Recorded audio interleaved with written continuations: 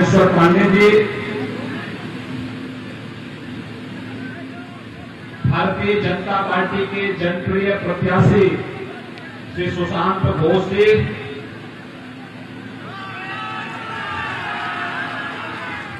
उमेश अधिकारी जी, सुब्रतो राणा जी, भारतीय जनता पार्टी के सभी पदाधिकारीगण और भारी संख्या में तमाम अवरोधों को तोड़ते हुए इस चुनावी सभा में उपस्थित खानाकुल असेंबली कॉन्स्टिट्यूंसी से जुड़े हुए सभी उपस्थित भाइयों बहनों,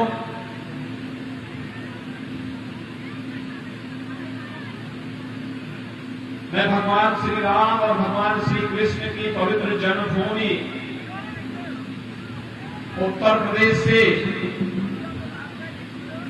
स्वामी रामकृष्ण परमहंस की इस धरती पर आकर के और आप सबके साथ संवाद बनाने का जो सौभाग्य मुझे प्राप्त हो रहा है, इसके लिए अपने आप को धन्य महसूस करता हूं। इसके लिए मैं आप सबका हृदय से अभिनंदन भी करता हूं।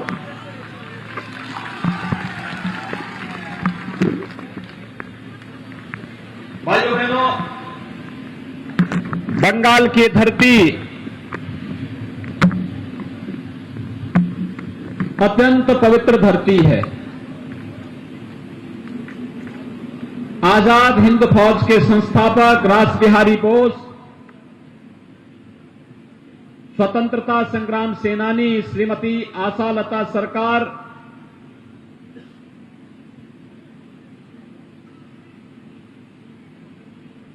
नेताजी सुभाष चंद्र बोस,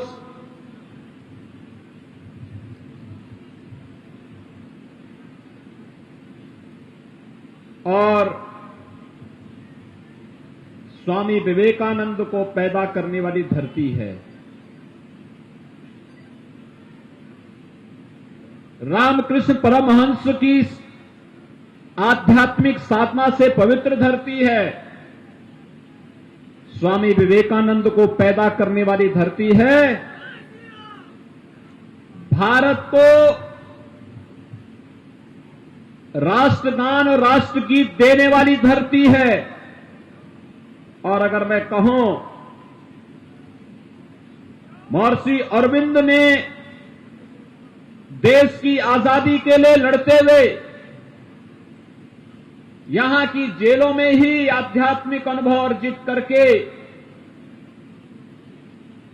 लोक कल्याण का मार्ग प्रशस्त किया था। और भाइयों बहनों,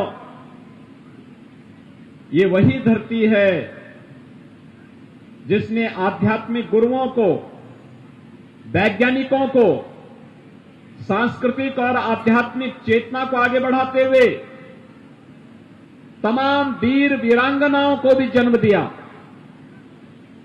लेकिन आज जब बंगाल की हम बात करते हैं तो वास्तव में बंगाल के अंदर जो कुछ भी घटित हो रहा है, ये किसी से छुपा हुआ नहीं है। आध्यात्मिक चेतना से ओतप्रोत, वैज्ञानिक और सांस्कृतिक भावना से ओतप्रोत ये धरती विगत कई दशकों से वामपंथियों और टीएमसी के गुंडों की अराजकता और अव्यवस्था का शिकार हो चुकी है। भारतीय जनता पार्टी बंगाल को इस अराजकता से, इस अव्यवस्था से, इस भ्रष्टाचार से मुक्ति दिलाने के लिए आज आपका सहयोग करने के लिए यहां पर एकत्र होकर के आई है। भाइयों बहनों, मैं आपका आभारी हूं। तमाम बंदिशों के बाद मुझे बताया गया है कि खानाकुल विधानसभा में टीएमसी के गुंडे यहां पर तमाम जनता को परेशान करते हैं, प्रताड़ित करते हैं। यहां तक कि मैं ममता दीदी से पूछना चाहता हूं बंगाल की धरती ने आपको सांसद बनाया, आप केंद्र में मंत्री थी, भारत की संविधान की शपथ लेती थी। बंगाल की धरती ने आपको 10 वर्षों से मुख्यमंत्री बनाया, भारत का संविधान की शपथ लेकर के आपने मुख्यमंत्री पद की शपथ ली। लेकिन टीएमसी के गुंडे बंगाल के अंदर भारत के आन बान और शान के प्रतीक तिरंगा को लहराने वाले कार्यकर्ताओं की हत्या करते हैं, निर्मम हत्या करते हैं। भारतीय जनता पार्टी के कार्यकर्ता सुदर्शन प्रमाणिक की हत्या भी टीएमसी के गुंडों ने केवल इसलिए कर दी थी क्योंकि इन टीएमसी के गुंडों के राष्ट्रद्रोही कृत्यों को और भ्रष्ट कृत्यों के खिलाफ श्री सुदर्शन प्रमाणिक लगातार आंदोलन कर रहे थे। और उन्होंने देश की स्वाधीनता दिवस के अवसर पर जब भारत के आन बान शान के प्रतीक भारत के तिरंगे को फहराने का प्रयास किया तो उनकी निर्मम हत्या कर दी गई। लेकिन भाइयों बहनों, आज हम सब आपको आश्वासन देने के लिए आए हैं, आपका ये संघर्ष व्यर्थ नहीं जाने वाला है। सुदर्शन प्रमाणिक जैसे कार्यकर्ताओं ने जो अपना बलिदान दिया है बंगाल की धरती के लिए, इस गुंडागिर्दी को समाप्त करने के लिए मात्र 28 दिन बाकी हैं और 28 दिन के बाद टीएमसी के गुंडों को जहां पहुंचना होगा वहां पहुंचाने का कार्य किया जाएगा। ऐसे ही गुंडागिर्दी आज से 4 वर्ष पहले उत्तर प्रदेश में भी कुछ लोग करते थे, लेकिन आज उन गुंडों का पता ही नहीं लगा कहां चले गए, गायब। बहुत सारे लोग जेल में चले गए, बहुत सारे लोग यमलोक चले गए और बहुत सारे लोगों को दूसरे लोगों की यात्रा पे भेज दिया गया है। जो लोग भारत की स्वाधीनता के लिए संकट बने हुए हैं, जो लोग गरीबों का, व्यापारियों का, निर्दोष किसानों का शोषण कर रहे हैं, कानून के दायरे में लाकर के भारतीय जनता पार्टी की सरकार बंगाल के अंदर बंगाल के नागरिकों के साथ खड़ी होकर के ऐसे गुंडों के खिलाफ कार्रवाई करने का कार्य करेगी। और यही आश्वासन देने के लिए आज मैं आपके बीच में यहां पर उपस्थित हुआ हूं। भारतीय जनता पार्टी जो कहती है सो करके दिखाती है। भाइयों बहनों, आपने 30 वर्ष वाम दलों को दिया, आपने उससे पहले 30 वर्ष कांग्रेस को दिया,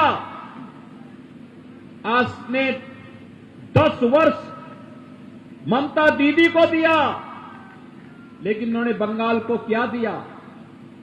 गरीबी, अराजकता, अव्यवस्था, भ्रष्टाचार, गुंडागिर्दी, तुष्टीकरण। पर्व और त्योहारों पर आप लोग कोई कार्यक्रम नहीं कर सकते, हमारे पर्व और त्योहारों को भी व्यवधान डालने का कार्य इनके द्वारा किया जाता है। दुर्गा पूजा नहीं करने देते, लक्ष्मी पूजा नहीं करने देते, सरस्वती पूजा नहीं करने देते, होली नहीं खेलने देते, हर पर्व और त्योहार में व्यवधान पैदा करते हैं। ऐसा ही काम उत्तर प्रदेश में भी होता था। आज तो उत्तर प्रदेश में कावड़ यात्रा भी निकलती है, दुर्गा पूजा भी होती है, होली भी खेली जाती है और गुंडे सब गायब हैं। आज विकास वहां पर बोल रहा है। उत्तर प्रदेश में 4 वर्ष में हम लोगों ने प्रधानमंत्री आवास योजना के अंतर्गत 40 लाख गरीबों को एक आवास उपलब्ध कराया है।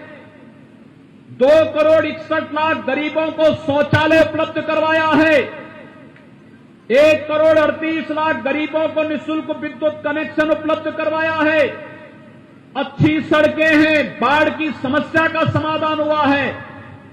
4 लाख नौजवानों को उत्तर प्रदेश सरकार में सरकारी नौकरी और 1.5 करोड़ नौजवानों को प्राइवेट सेक्टर में नौकरी देने का काम उत्तर प्रदेश के अंदर हम लोगों की सरकार ने, भाजपा की सरकार ने किया है। हर गरीब को मुफ्त में राशन, हर गरीब को 5 लाख रुपए की स्वास्थ्य बीमा का कवर, हर किसान को 6,000 रुपए सालाना प्रधानमंत्री किसान सम्मान निधि का लाभ और हर महिला के सम्मान की रक्षा उत्तर प्रदेश के अंदर आज भारतीय जनता पार्टी की सरकार कर रही है। हम लोग सफल इसलिए हैं क्योंकि मोदी जी का मार्गदर्शन है और डबल इंजन की सरकार है। बंगाल के अंदर आरामबाग जो ये हुगली क्षेत्र है, ये खेती बाहुल्य क्षेत्र है। यहां का किसान पिछले 10 वर्षों में हजारों किसानों ने आत्महत्या की है, लेकिन दीदी यहां पर प्रधानमंत्री किसान सम्मान निधि का लाभ नहीं देना चाहती किसानों को। दीदी की सहानुभूति किसानों के साथ नहीं है। दीदी की सहानुभूति युवाओं के साथ नहीं है। दीदी की सहानुभूति तो आप महिलाओं के साथ भी नहीं है।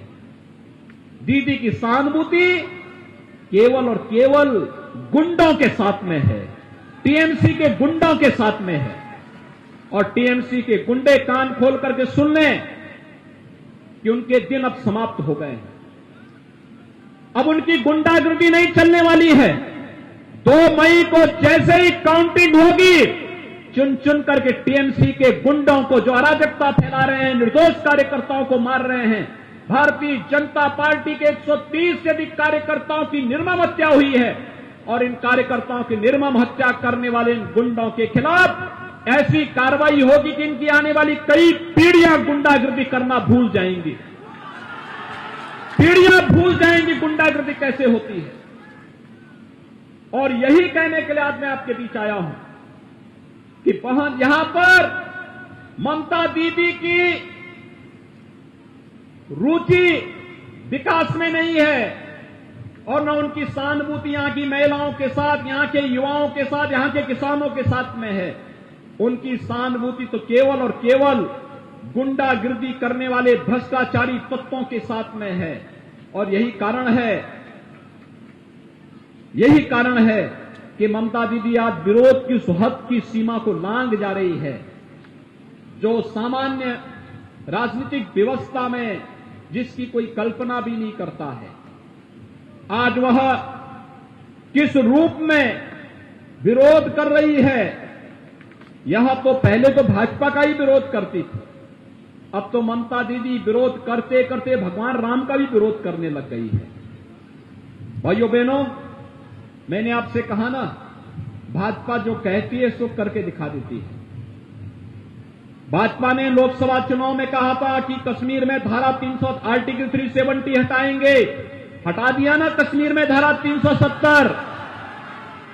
ये कश्मीर में आर्टिकल 370 हटाने का मतलब बंगाल के ही सपूत डॉक्टर श्यामा प्रसाद मुखर्जी के सपने को साकार करने का है।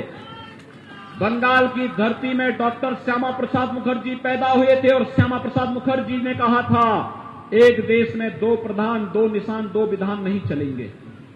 और मुखर्जी जी के उस सपने को साकार किया है प्रधानमंत्री मोदी जी ने और गृह मंत्री अमित शाह जी ने। आज कश्मीर में आरामबाग और खानाकुल से जुड़े हुए कार्यकर्ता, कोई युवा कार्यकर्ता चाहे कि मुझे जम्मू कश्मीर के अंदर भी एक मकान बनाना है, वह जाकर के वहां पर जमीन खरीद करके मकान बना सकता है। कोई आपको रोक नहीं सकता है। मोदी जी ने अधिकार आपको भी दे दिया है, कांग्रेस ने आपका अधिकार ले लिया था, लेकिन मोदी जी ने अधिकार आपको फिर से दे दिया है। आज कश्मीर में धारा 370 समाप्त हुई, आतंकवाद पूरी तरह समाप्त हुआ, कश्मीर विकास के पथ पर अग्रसर हुआ। और यही कार्य अयोध्या में भी हुआ। हम लोग कहते थे ना पहले कि रामलला हम आएंगे, मंदिर वहीं बनाएंगे। लोग कहते थे कि मंदिर कब बनेगा। अब तो अयोध्या में 5 अगस्त 2020 को प्रधानमंत्री मोदी जी ने अयोध्या में भगवान राम के भव्य मंदिर के निर्माण का शुभारंभ भी कर दिया है। अयोध्या में भगवान राम का भव्य मंदिर के निर्माण का कार्य हो रहा है। मंदिर अयोध्या में बन रहा है, देश की आस्था का सम्मान हुआ है। लेकिन ममता दीदी को कष्ट बंगाल में हो रहा है। अयोध्या में मंदिर बनना चाहिए था कि नहीं बनना चाहिए था? आप सभी समर्थन में हैं। अयोध्या में मंदिर का निर्माण होना चाहिए ना? मोदी जी अच्छा काम किए हैं ना? तो फिर दीदी को क्यों बुरा लग रहा है? क्यों बुरा लग रहा है? क्योंकि दीदी को यह सब अच्छा नहीं लगता है, मंदिर बनना अच्छा नहीं लगता है। दीदी मंदिर को अच्छा नहीं मानती है। दीदी दुर्गा पूजा को भी अच्छा नहीं मानती है।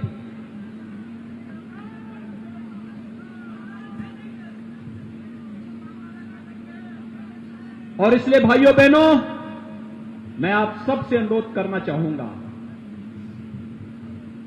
जैसे अयोध्या में भगवान राम के भव्य मंदिर के निर्माण का मार्ग प्रशस्त किया बीजेपी ने, भगवान राम भारत की आस्था के प्रतीक हैं, ऐसे ही भारत के इस राष्ट्र मंदिर को भव्यता प्रदान करना ये तभी संभव होगा जब हर नागरिक के जीवन में खुशहाली आएगी, हर गरीब को शासन की सुविधा का लाभ मिलेगा, योजनाओं का लाभ मिलेगा, विकास की प्रक्रिया के साथ हर व्यक्ति जुड़ेगा, महिलाओं का सशक्तिकरण होगा, युवाओं को रोजगार मिलेगा, किसान जो कर्ज तले दबा हुआ है उस किसान को प्रधानमंत्री किसान सम्मान निधि का लाभ मिलेगा। और ये कार्य केवल और केवल भारतीय जनता पार्टी कर सकती है। जहां पर भारतीय जनता पार्टी की सरकारें हैं वहां पर भारतीय जनता पार्टी ने वो कार्य करके दिखाया है। और आज मैं आपका आह्वान करने के लिए आया हूं, आप सभी लोग भारतीय जनता पार्टी के हमारे सुयोग्य प्रत्याशी श्री सुशांत घोष को कमल चुनाव चिन्ह पर 6 अप्रैल को होने वाले चुनाव में भारी बहुमत से विजयी बनाने में अपना योगदान दें। आप योगदान देंगे?